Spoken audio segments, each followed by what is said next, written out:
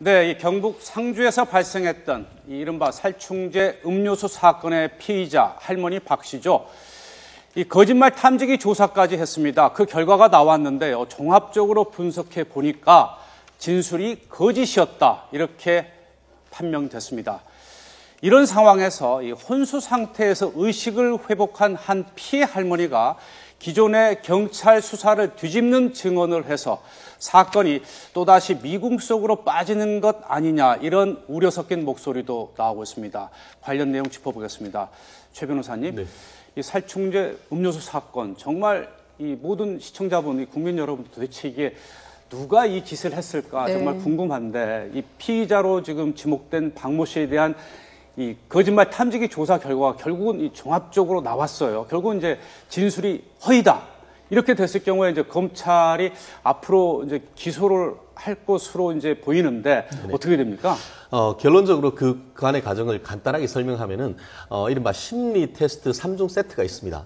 제일 중요한 것이 물론 거짓말 탐지기죠. 거짓말 탐지기 같은 경우 아시다시피 어떤 맥박이라든가 땀의 상태라든가 이런 것들을 하는데 지난번 최초에 나온 것 같은 경우에는 판정 불가로 나왔었죠. 그렇기 때문에 미궁으로 빠지는가 했더니만 그것 이외에 행동 분석과 임상 심리 검사까지 종합적으로 판단했을 때에는 이분이 죄를 부인하는 것이 거짓말이다 이렇게 나름대로 평가가 나왔다는 것이죠. 거짓말 탐지기의 어떤 그 결과에 대한 증거 능력이라고 해야 될까? 그 거짓말 탐지기 자체에 대해서는 실질적으로 100건 중에 했을 때에 한 90% 이상의 신뢰성을 가진다는 것이죠. 한마디로 거짓말 탐지기에 거짓 반응 나오는 해서 기소가 됐다고 하면 거의 90% 이상 유죄가 나온다는 그 말씀인데요. 그럼에도 불구하고 10%의 오리 가능성이 있기 때문에 그 자체를 증거로 쓸 수는 없지만 그것을 모멘텀으로 해서 자백을 받을 수도 있는 그런 부분이 있기 때문에 나름대로 의미가 있고 이번 같은 경우에도 이와 같은 심리 검사를 들이대면서 추가적인 어떤 자백을 요청했을 때에 이 할머니의 어떤 그 진술의 변동 가능성도 여전히 남아 있기 때문에 상당히 의미 있는 것이다 생각을 하고 덧붙여서 이번에 같은 경우에는 이 분노 조절 장애가 있다라는 것도 일단 밝혀졌지 않습니까? 실제로 이 마을 회관에 보면은 서로 싸우지 마세요 하는 글까지 붙어 있을 정도라고 했다고 하니까 결국 이와 같은 것에 범죄의 동기라든가 그 당시에 할머니의 행동 패턴이라는 것들을 어느 정도 추론할 수 있기 때문에 나중에 이제 기소가 돼서 유죄를 받는데 나름대로 상당한 의미가 있는 성과가 아닌가 생각을 합니다. 네. 피해 할머니가 모두 6명이었고 이제 의식을 회복한 할머니가 2명이고 이제 사망하신 분이 2명 아니겠습니까? 네네. 그 의식을 회복한 분의 한 분의 또 진술에서 경찰 조사를 좀 뒤집는 발언이 나왔던 논란이거든요. 어떻게 된 건가요? 그렇습니다. 이게 또 도대체 이게 아주 큰 부분은 아닙니다만 좀 진실 공방이 이루어지고 있는 부분입니다. 경찰 같은 경우에는 지난번에 지금 이제 지금 입원 중이었다가 의식을 회복했는 분이 민모 할머니인데요.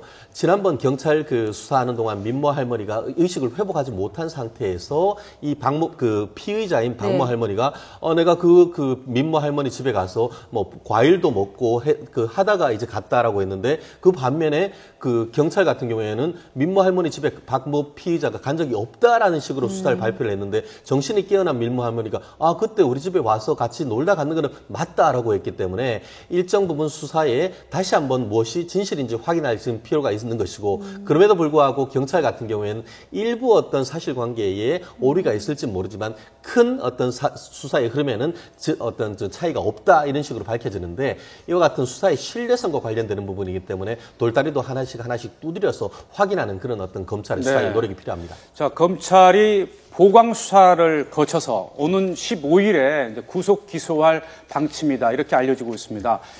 과거 이 판결 이 판례를 보면 지금까지 드러난 어떤 증거 가지고 이 피의자 박모 씨가 재판에서 유죄를 인정받을 수 있을까요? 결론적으로 얘기를 했을 때 제 개인적인 생각에서는 유죄 판결 가능성이 훨씬 더 높다 이렇게 생각을 합니다. 아시다시피 범죄란 것은 객관적으로 행동과 주관적으로 어떤 동기로 나눠질 수 있겠죠.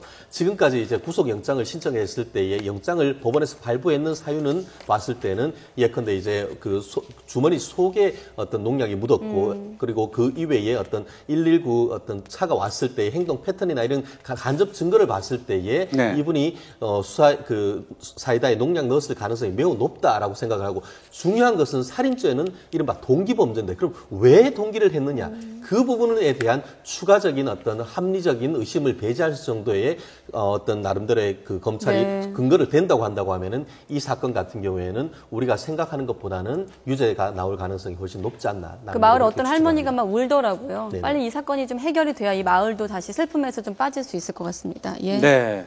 이 경북 상주에서 발생한 이 살충제 음료수 사건 앞으로 또 어떻게 이제 검찰이 보강 수사를 하게 될지 또 구속 기소하는 과정을 지켜봐야겠습니다.